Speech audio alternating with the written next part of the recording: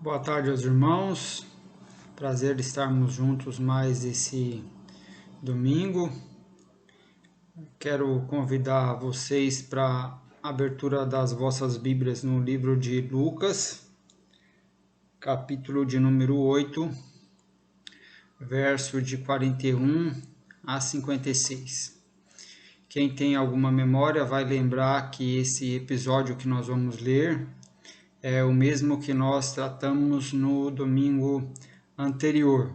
Porém, naquele domingo nós falamos mais especificamente a respeito da mulher que tinha um fluxo de sangue e que, tocando em Jesus, foi curada.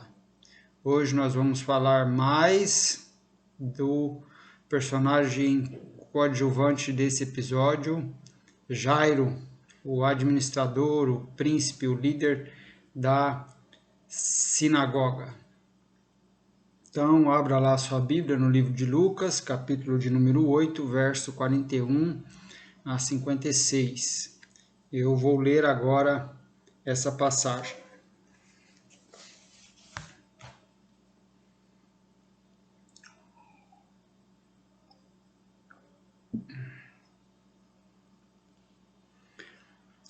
E eis que chegou um homem de nome Jairo, que era príncipe da sinagoga, e, prostrado-se aos pés de Jesus, rogava-lhe que entrasse em sua casa, porque tinha uma única filha, quase de 12 anos, que estava à morte.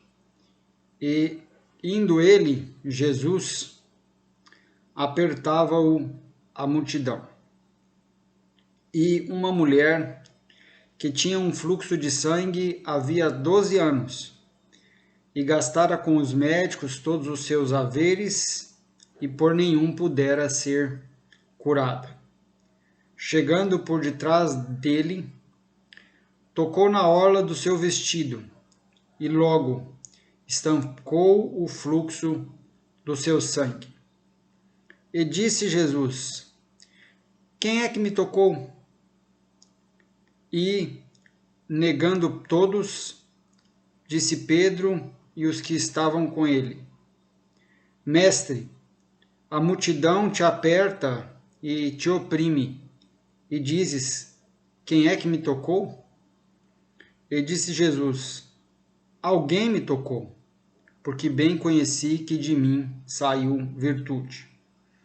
Então, vendo a mulher que não podia ocultar-se, aproximou-se tremendo e, prostrando-se ante ele, declarou-lhe diante de todo o povo a causa por que ele havia tocado e como logo sarara. E ele lhe disse: Tem bom ânimo, filha, a tua fé te salvou, vai em paz.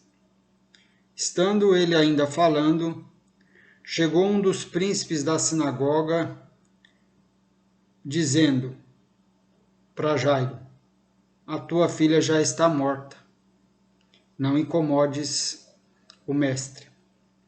Jesus, porém, ouvindo, respondeu, dizendo: Não temas, crê somente, e ela será salva. E, entrando em casa, a casa de Jairo, a ninguém deixou entrar, senão a Pedro, a Tiago e a João, e ao pai e à mãe da menina. E todos choravam e a pranteavam. E Jesus disse: Não choreis, não está morta, mas dorme. E riam-se dele, sabendo que estava morta. Mas ele, pondo-os todo fora, e pegando na mão da menina, clamou, dizendo: Levanta-te, menina. E o seu espírito voltou. E ela logo se levantou. E Jesus mandou que lhe dessem de comer. E seus pais ficaram maravilhados. e ele lhes mandou que a ninguém dissessem o que havia sucedido. Uma pequena volta lá atrás, irmãos. Aqui o texto conta para nós a respeito dessa mulher que tinha um fluxo de sangue, que tocando em Jesus foi purificada. Ao mesmo tempo que o texto fala para nós a respeito de Jairo, que era um homem envolvido com a religião, com fé, com questões a respeito de Deus, dirigente, líder de uma sinagoga, que é o templo onde o judeu faz o seu culto a Deus, onde o templo onde o judeu aprende a lei. Então, eu gostaria que você pensasse no seguinte, na verdade, não que você pensasse, que você guardasse isso no seu coração, de que essa mulher, mesmo não tendo crédito nenhum, ela não estava podendo nem ir na sinagoga para assistir os cultos, porque segundo a lei era considerada imunda, aproximando-se de Jesus, recebeu o favor. Porque nós não precisamos ter crédito para receber favor de Jesus, porque ele trata conosco baseado na sua graça. Você não pode confiar em algo certo que você fez, mas você deve confiar no certo que Jesus fez por você. Com Deus a gente não tem créditos para barganhar e certamente se a gente não tem crédito a gente pode ir até Ele com toda a fé, com toda a confiança no que Ele fez, em quem Ele é. Então, alguns de vocês que me ouvem podem até em alguns dias, ou num período, ou nesse exato momento, estar diante de Deus desencorajado de pedir alguma coisa, porque olhando para si mesmo não veja nada certo que tenha feito. Não é por aí, viu, meu irmão? Você pode ir a Jesus com toda ousadia, baseado nos méritos que Ele tem e baseado na sua graça.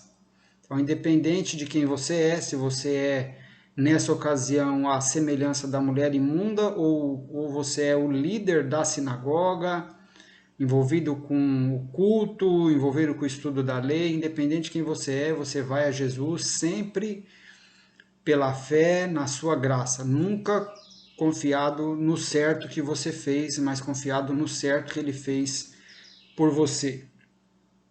Essa aqui é uma ocasião interessante porque num curto espaço de tempo, Jesus foi ironizado 2 vezes, inclusive ironizado pelos seus discípulos.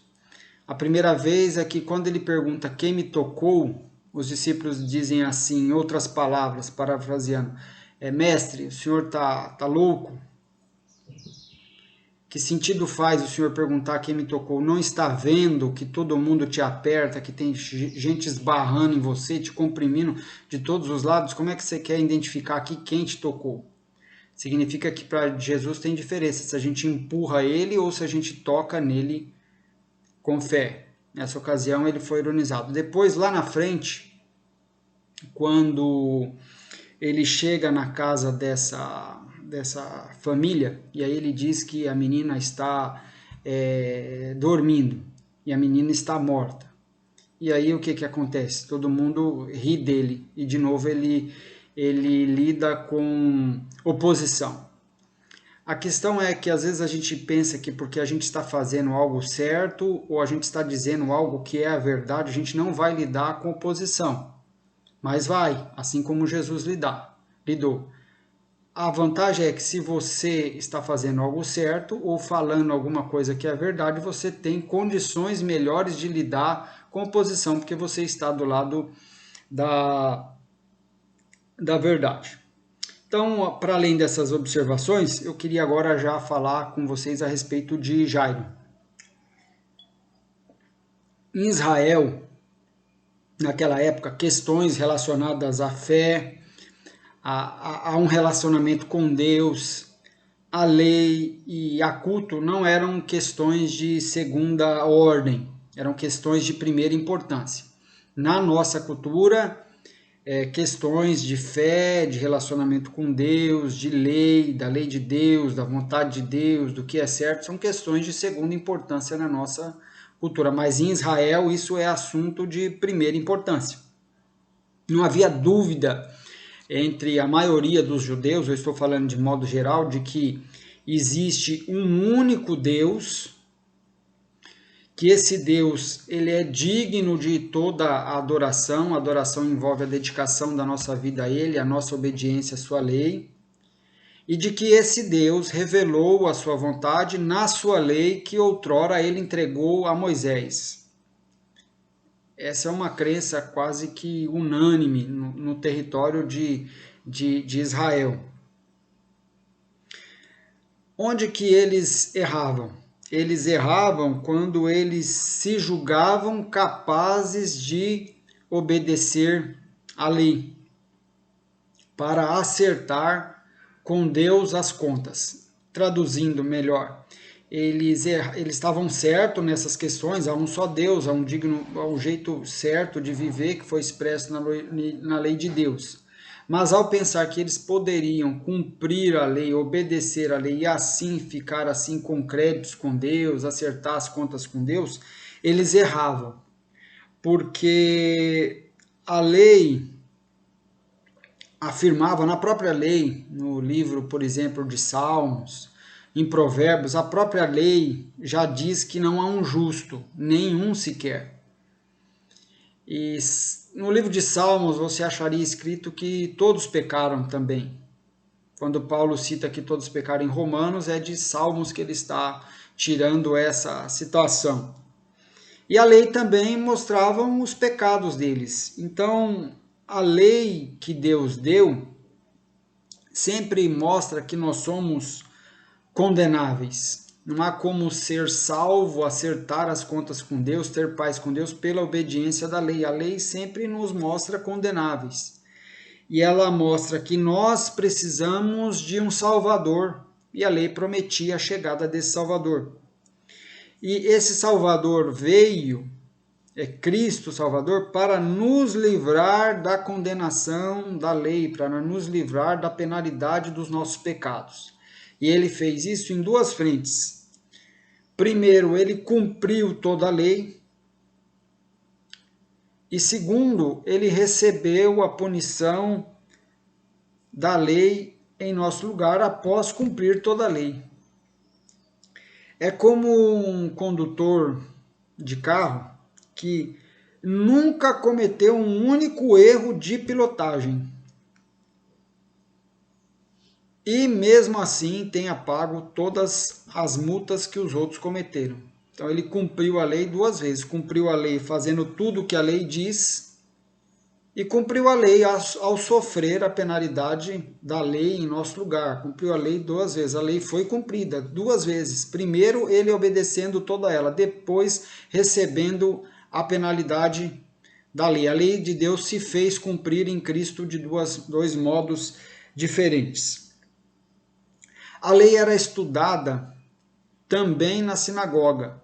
Os judeus, os pais ensinavam aos seus filhos a lei e também criaram as sinagogas, o templo deles, onde a lei era estudada. E Jairo é um príncipe, um líder de uma sinagoga. Então, se a lei, se questões de fé são importantes e logo Jairo é presidente, é líder de uma sinagoga, e questões de fé na comunidade são importantes, Jairo é, por lógica, uma pessoa muito influente naquela comunidade, influente na sua sinagoga, no grupo de pessoas que ele coordena espiritualmente e influente também na sua comunidade, porque questões de lei, questões de Deus são de primeira importância. Lá naquela ocasião, por exemplo, o mais importante não era um cara que era econômico, que era um político. Um líder de sinagoga tem mais proeminência na comunidade. Jairo é essa pessoa. Então eu estou indo devagar, mostrando o contexto para os irmãos. A ida de Jairo até Jesus é um ato muito ousado. temerário. Não é à toa que o escritor aqui do texto quis deixar registrado para nós que Jairo é príncipe da sinagoga, é líder da sinagoga. Não foi à toa. Faz uma diferença isso. A ida de Jairo até Jesus é um ato ousado, com algumas possíveis consequências para ele. Por ir até Jesus, ele pode perder a posição de líder da sinagoga. Perdendo a posição de líder da sinagoga, ele perde o prestígio dele na sinagoga e perde também o prestígio dele naquela comunidade por ser uma pessoa influente. Por ir até Jesus, ele pode deixar de ser o líder da sinagoga para ser considerado pelos membros da sinagoga um desviado. Por quê? Porque os judeus religiosos, escribas, fariseus, os líderes da região, não viam Jesus como eu e você vemos hoje. Eles não viam a Jesus com tão bons olhos assim. Lembra do que João disse para nós? João disse para nós que Jesus veio para o que era seus e os seus não o receberam. Entre os religiosos foi a sua maior oposição. Ele disse certa oportunidade que as prostitutas, os pecadores, os cobradores de impostos estavam entrando no céu à frente dos religiosos. Então, o seu maior problema foi entre os religiosos que entenderam a lei de modo errado. Eles reconheciam Jesus, mas até certo ponto. Eles reconheciam que Jesus era um mestre. Muitos deles, quando iam falar com Jesus, chamavam-no um mestre. Outros consideravam Jesus um profeta, assim como foi Elias, como foi Jeremias, como foi João Batista. Acreditavam que ele, de fato, uma parcela deles acreditava que, de fato, que Jesus veio de Deus. Nicodemos diz assim, olha, é impossível o senhor fazer o que o Senhor faz se Deus não for contigo. Nós damos testemunho de que o Senhor veio de Deus. Então eles iam até isso, até essas considerações de Jesus como mestre, como profeta, como alguém vindo de Deus, mas Jesus era muito mais investigado e testado por eles, conforme os evangelhos, do que aceito. Sobretudo porque as afirmações de Jesus, afirmações como aquela que ele diz, que João registra assim, eu e o Pai somos um, quem vê a mim vê o Pai. Eu sou o caminho, a verdade e a vida, ninguém vem ao Pai a não ser por mim, eu sou a ressurreição e a vida, eu sou a porta, eu sou o bom pastor, eu sou. Essas afirmações de Jesus, ele nunca revogou que ele era apenas mais um mestre, mais um profeta, alguém vindo de Deus. Ele estava dizendo o tempo todo que ele era Deus. Então eles tinham problema com essas afirmações de Jesus.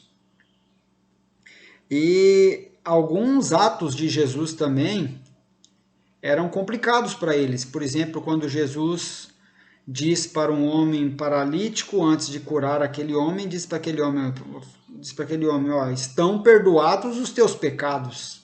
Ora, eles sabiam que quem tem poder para perdoar pecados é somente Deus. Ou quando ele diz para essa mulher imunda, a chama de filha, a tua fé te salvou, vai-te em paz. Quem é ele para chamar uma mulher de imunda depois de haver purificado ela, dizer para ela que ela está salva por meio da fé e que ela pode ir em paz? Quem pode fazer isso senão Deus? Então eles tinham um problema com quem Jesus dizia ser.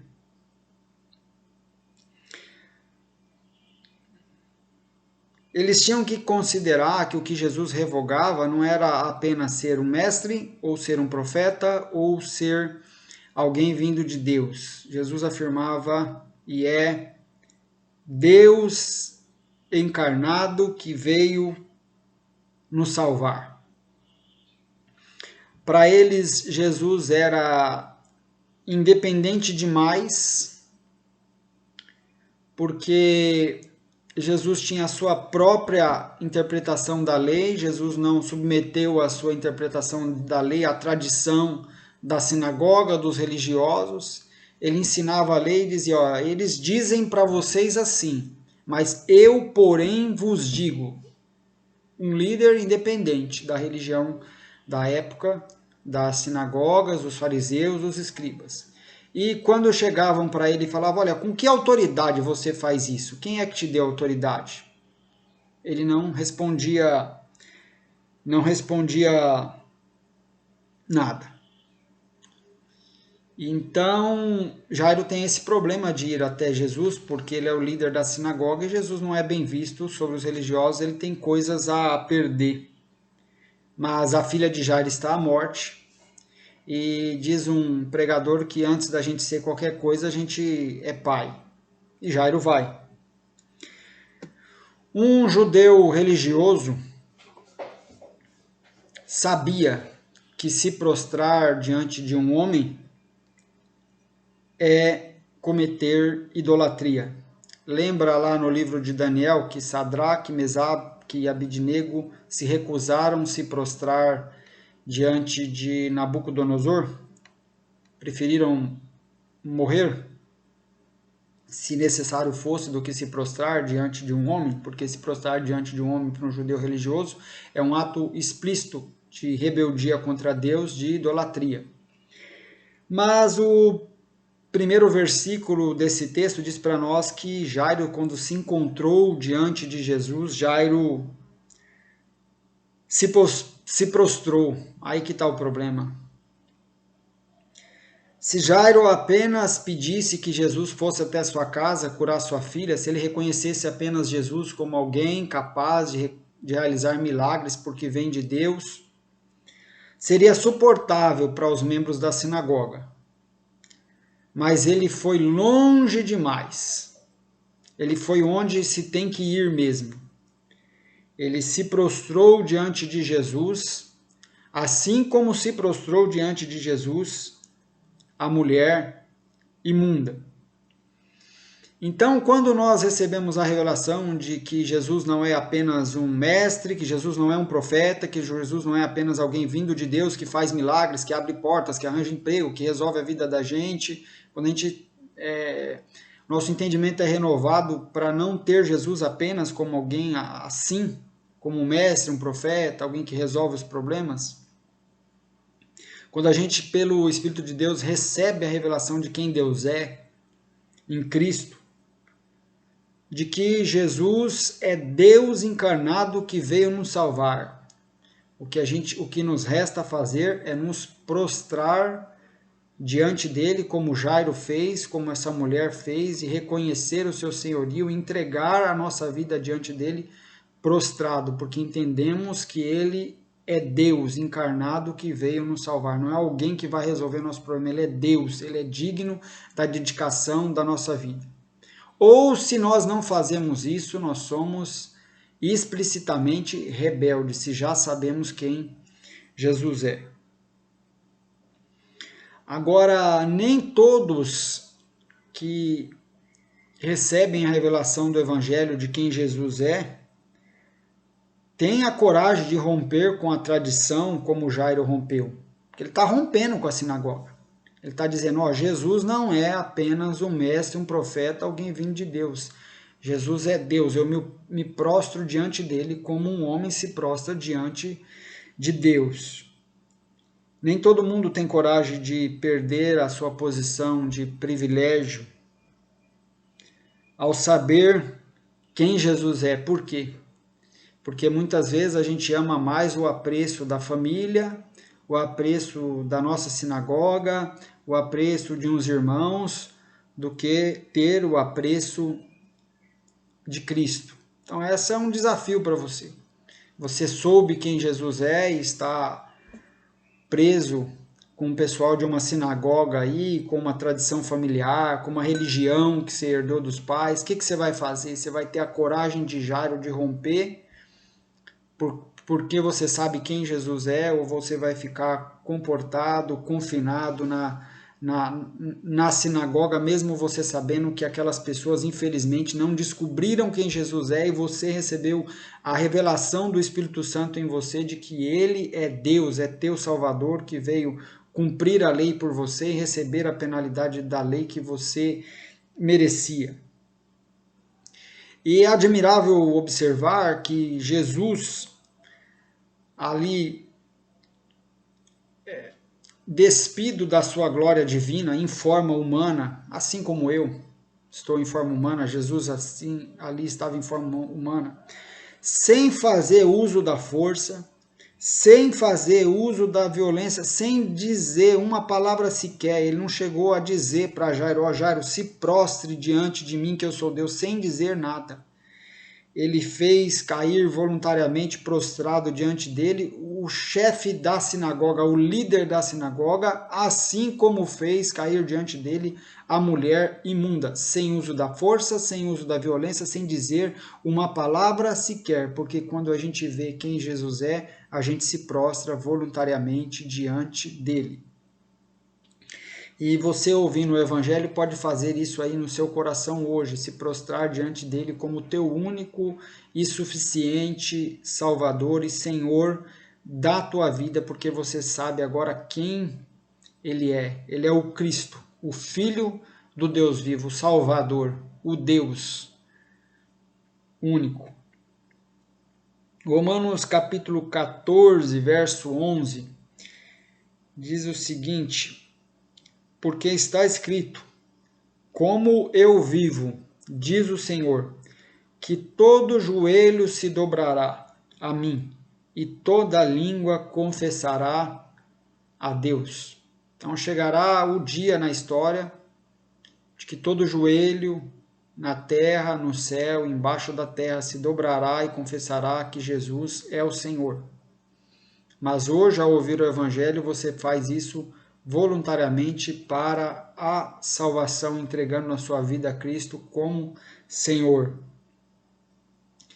Bem, daqui em diante, se Jairo puder ainda ficar na sinagoga, a pregação na sinagoga vai mudar. Vai mudar. Jairo não vai mais ler Isaías numa perspectiva de futuro, dizendo assim que a Virgem vai conceber e vai dar à luz ao Salvador. Jairo vai ler a Escritura e vai dizer, olha, deixa eu avisar para vocês, a Virgem já concebeu e o Salvador já está em nós, já está entre nós, é Cristo. E nós lemos essa profecia de Isaías de uma outra perspectiva, dizendo que o Salvador já veio, que é Cristo, e a Virgem já deu à luz. Ele não vai mais ler as profecias do Velho Testamento dizendo, olha, o Messias prometido vai chegar. Ele vai ler na sinagoga e falar, o Messias já está entre nós, é Cristo. Pelos sinais que ele fez, pelo que ele diz, ele é Cristo, já veio, vai mudar.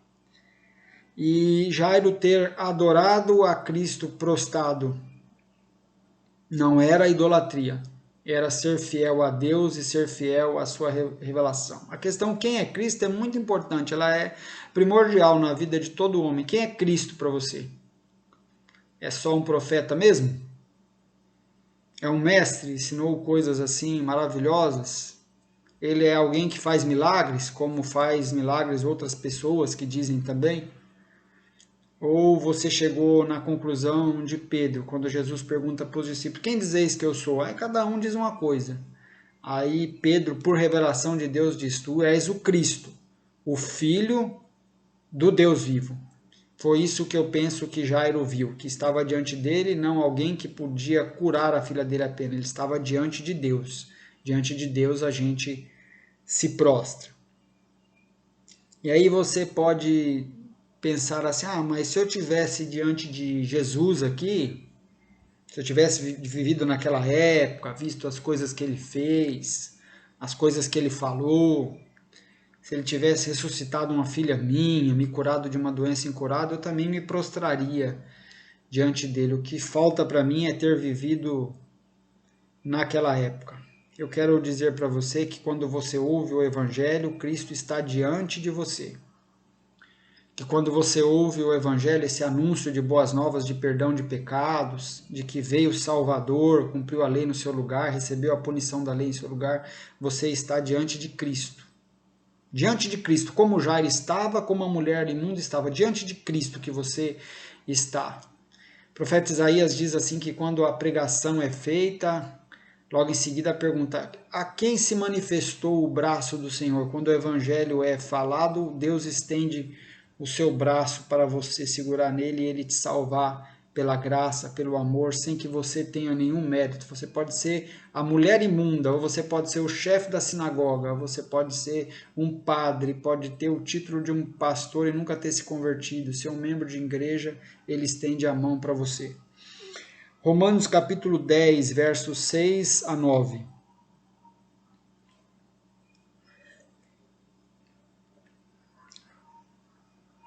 Diz assim, mas a justiça que é pela fé diz assim, não digas então em teu coração quem subirá ao céu, isto é, trazer do alto a Cristo. Você não tem a necessidade de trazer Cristo lá do alto para a confirmação dessa palavra para você.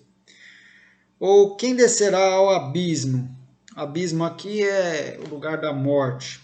Você não precisa trazer de novo Cristo dentre os mortos, até porque ele já se levantou de lá. E o que diz? Diz assim, a palavra está junto de ti, na tua boca e no teu coração. Esta é a palavra da fé que pregamos, a saber, se com tua boca confessares ao Senhor Jesus, com a inteireza do seu ser, você se entregar a Ele. E se em teu coração você crê que Ele não está morto, que Ele está vivo, você é salvo, porque todo aquele que invocar ao nome do Senhor será salvo, seja a mulher imunda, seja Jairo, seja você, seja eu, todo aquele que invocar o nome do Senhor será salvo, e diz, a palavra está junto de ti, e a palavra é Cristo. Cristo é a boa nova de Deus, é o Evangelho. E aqui eu quero dizer que, embora Jairo fizera o que deveria fazer em relação a Cristo, o que se deve fazer em relação a Cristo? É se prostrar diante dele e render a vida. Embora Jairo fez o que era certo, Jesus não estava obrigado a atender a nenhuma expectativa sua, em nenhum tempo seu. Ele tem uma certa expectativa que o texto narrou, de que Jesus vá à casa dele bem rápido e cure a filha dele para que ela não morra. Jesus não atende essa expectativa dele. Mas por que você deve fazer o que Jesus manda você fazer? Porque Jesus não tem para nós conselho, tá? Jesus não tem para nós assim umas dicas, uns toques para nos dar. Jesus é Deus. Deus tem autoridade para mandar, para ordenar, e não ser obedecido tem a mesma autoridade para julgar e para punir. Ele é Deus.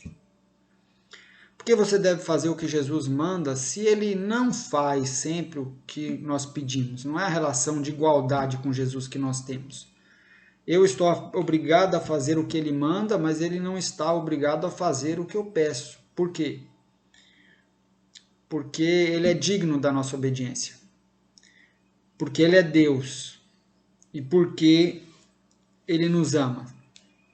Eu não consigo entender por que Jesus deixou um homem aflito, com uma filha em casa à morte, porque Jesus, ao invés de sair correndo para a casa daquele homem para aliviar a aflição dele, não deixar aquela aflição se estender, Jesus fica procurando na multidão uma mulher que já está até curada. Segundo a nossa perspectiva, havendo curado a mulher, o melhor a se fazer é deixa para lá quem que é, vamos correr lá e socorrer a filha de Jairo. Eu não consigo entender por que Jesus fez isso totalmente. Mas nós sabemos por que não é. Nunca ele não faz o que nós queremos, nunca ele não faz porque não se importa conosco. Nunca ele não faz porque não nos ama. Nunca por isso. Por outros motivos, mas nunca por isso. Quando ele não fizer o que você achou que era o ideal que ele deveria fazer, ele fez uma outra coisa que você achou que nem era importante, não fez por você. Saiba, tem muitos motivos. O motivo que não tem não é porque ele não se importa com você, não é porque ele não te ama. Olha só o que Paulo vai dizer em Romanos, capítulo 8, versos 38 e 39. Pois estou convencido de que nem morte, nem vida, nem anjos, nem demônios, nem o presente, nem o futuro, nem quaisquer poderes, nem altura, nem profundidade, nem qualquer outra coisa na criação será capaz de nos separar do amor de Deus que está em Cristo Jesus, nosso Senhor. Nem a morte de uma filha de 12 anos nos separa do amor de Deus em Cristo Jesus. Se Paulo está convencido do amor de Deus, não é por causa do que ele vê no seu dia a dia, é por causa do que ele ouviu. Vou repetir pela importância, não é por causa do que ele vê, é por causa do que ele ouviu, do que ele ouviu no Evangelho. O que ele ouviu no Evangelho? No Evangelho ele ouviu que o amor, que Deus nos amou de tal maneira que deu o seu Filho unigênito para que todo aquele que nele crê não pereça, mas tenha a vida eterna. Então não interessa o que a gente vê, as mazelas que a gente vê no dia a dia. O que nós sabemos no Evangelho é que Deus nos ama de tal maneira, ou Ele não teria dado o seu Filho para morrer no nosso lugar. Ninguém coloca o Filho primogênito amado no lugar de pecador, está de brincadeira, não é verdade? Você acha que Deus está de brincadeira com você, que Deus está de brincadeira comigo, que Ele não nos ama, que Ele não se importa conosco?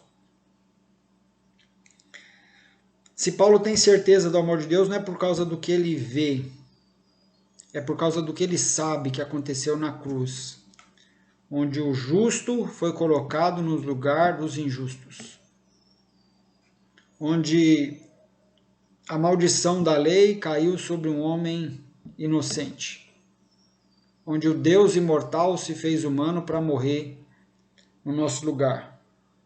A excelente confiança não é crer no que Deus fará, porque eu não sei exatamente o que Deus fará. Jairo tinha uma perspectiva do que Deus faria. A excelente confiança é crer em Deus mesmo. Independente daquilo que ele faça ou deixa de fazer, você está confiado nele, porque ele sabe que ele te ama. Alguém que deixou o filho morrer no nosso lugar não está de brincadeira definitivamente. É muito interessante aqui, nós estamos já encerrando essa conversa, que apesar de Jairo ser o chefe da sinagoga, dele estar sempre ali presente no culto como chefe, dele estar sempre ali estudando a lei, participando das orações, envolvido com tudo ali, ser uma pessoa proeminente naquele ambiente, apesar de ele estar sempre ali naquele ambiente, é ele quem precisa ser exortado por Jesus, quando Jesus diz assim, não temas, crê somente. Para a mulher imunda, que nem na sinagoga ia, não precisou dizer palavra. Ela tinha uma fé com ela mesma, que disse assim, ó, se eu tocar nas suas vestes, serei curada. Mas Jairo dá uma vacilada, apesar de ser esse homem aí envolvido com a religião. Não é a mulher imunda que nem ia na sinagoga que dá uma vacilada, é a pessoa que está ali envolvida com tudo isso. Porque às vezes a gente é como essa multidão que está próximo de tudo, está aqui próxima da Bíblia, essa é a Bíblia, minha Bíblia que eu ganhei, está ali no templo, está cantando, envolvido com tudo, mas é possível a gente participar disso tudo sem fé no coração, sem fé. Aí a gente vai querendo empurrar Jesus, comprimindo Jesus, fazendo umas orações assim apelativas, com muita força, gastando muita energia, porque a gente não tem fé, porque se a gente tem fé, basta um toquezinho assim, e ele nos atende. É Jairo, o homem da religião, que ouve, não tenhas medo, crê somente. Não era para Jairo ser o cara da fé, já que estava envolvido com tudo? É interessante. Porque quando a menina morre, os amigos dele que não foram lá com ele para ajudar, agora aparecem para desanimá-lo. Fala assim, olha, não incomodes mais, tá? Já incomodou demais. Você já atrapalhou demais o negócio aí. Não incomode mais, a filha já está morta, Jesus não pode fazer nada. A gente sabe que assunto de vida ou morte é com Deus. Jesus não pode fazer nada. A filha está morta. Porque eles não sabiam que Jesus é Deus, e para Deus nem a morte dá a palavra final. A palavra final é de Deus. Tanto é que o Novo Testamento diz para nós que ao soar da última trombeta, quando Jesus falar levanta-se, os mortos todos ressuscitarão, porque a última palavra está com Deus, a morte já foi vencida. E antes que Jairo fale qualquer coisa, antes que Jairo fale, Jesus, eu tenho medo. Jesus, a partir de agora eu não consigo confiar mais. Jesus se antecipa a ele e diz assim, não temas, crê somente, ela será salva. Que, para dizer uma palavra como, que bacana que é Jesus, né? Antes de a gente expressar alguma coisa para ele, de dizer, ele já sabe o que está no nosso coração, já se antecipa e nos ajuda. Aí, dali em diante, Jairo vai ter que decidir se ele ouve a Cristo, que diz para ele não crê, não temas, crê somente, ou se ele ouve os amigos dele. Jesus vai escolher quem que vai com ele apenas na casa Pedro, Tiago e João. Tem uma multidão. Ele podia falar, vamos lá, vamos marchar para a casa de Jairo agora, vamos encher a casa, vamos fazer um culto lá, aglomerado lá agora, venham ver todos o que eu vou fazer. Não, é Pedro, Tiago e João, porque a gente não precisa ter muita gente, a gente precisa ter umas poucas pessoas que a gente conta. E chegando na casa ele faz algo ousado, ele nem é o chefe da casa, o texto diz para nós que ele põe para fora um punhado de gente. Gente que está chorando, que uma das expressões de incredulidade é chorar demais. E a outra expressão de incredulidade é aquela risada cômica. Ah, vai ser assim mesmo? Eu acredito. Aquela risada cínica que se aprende a dar. E deixa ali com ele Pedro, Tiago e João, as mães, pai e mãe da criança, porque são pessoas, pais são pessoas que tendem a sempre acreditar na melhora, na ressurreição dos filhos, de que o filho vai tomar jeito, que vai dar certo ainda. Pai e mãe sempre tendem a acreditar. E aí ele chega para a menina e diz assim, levanta-te. E a menina ressuscita e os pais ficam maravilhosos. Agora ele diz para o pessoal, agora prepara aí, dá de comer para ela. E aí é interessante, aqui eu quero encerrar, que embora a gente creia num Deus que cura a enfermidade e ressuscita os mortos, Deus ressuscita mortos. Pessoas já mortas foram ressuscitadas por Cristo, mas é raríssimo. É raríssimo. Mesmo nos tempos de Jesus aqui na Terra, naquele dia, provavelmente muitos pais tiveram suas filhas mortas e enterraram. Não foram ressuscitadas. Vez por outra, Jesus foi lá e ressuscitou. Mas é raríssimo. Mesmo a gente que creia num Deus que faça isso daí, esses prodígios, que faça o extraordinário, na maior parte do tempo a nossa vida funciona no molde ordinário. Jesus diz para dar de comer para a menina, isso é o ordinário. Na maior parte do tempo, a gente que crê no Deus que ressuscita os mortos trabalha no ordinário. A gente faz o que sabe que funciona, a gente não fica dependendo do milagre todo dia. Como, por exemplo, a gente se esforça, a gente não espera sempre a intervenção de Deus, não. A gente se esforça também, a gente trabalha, não é verdade? A gente tenta e erra. A gente ora e quando escolhe errado, e aí a gente aprende a se adaptar com a escolha errada, é o ordinário. Diz que tem que dar de comer, a gente procura para ter saúde comer o melhor possível. Está doente, a gente toma remédio, a gente procura desenvolver virtudes, porque o nosso Deus que ressuscita os mortos trabalha também com o ordinário. E por último, a gente tem que aprender a confiar não no que a gente vê, mas no que está revelado. O que eles veem? A menina morta, mas Jesus revela que a menina dorme e que vai se levantar. E aí você tem que decidir qual é a realidade para você. A realidade é o que a cultura diz? A realidade é isso aqui, ó. Ou a realidade é o que Cristo diz na sua palavra? Qual é a realidade para você? A menina morre? A menina está morta? Não tem mais jeito? Ou tem jeito? A menina só está dormindo? Decida aí, fiquem com Deus, uma boa semana. Amém.